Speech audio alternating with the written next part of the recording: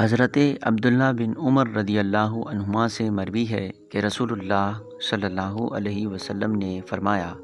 مسلمان کا بھائی ہے،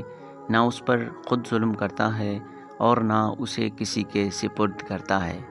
اور جو شخص اپنے بھائی کی ضرورت میں لگا رہتا ہے اللہ تعالیٰ اس کی ضرورت پوری کرنے میں لگا رہتا ہے، اور جس شخص نے کسی مسلمان سے کسی تکلیف کو دور کیا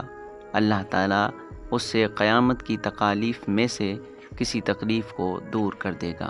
اور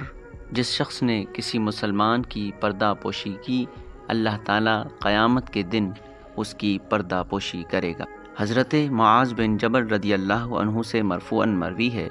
جو بھی شخص یہ گواہی دیتے ہوئے مرتا ہے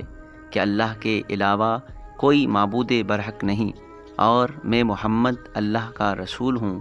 اور یہ بات پختہ یقین کے ساتھ کہتا ہے تو اللہ تعالیٰ اسے بخش دے گا۔ حضرت انس رضی اللہ عنہ کہتے ہیں کہ رسول اللہ صلی اللہ علیہ وسلم نے فرمایا،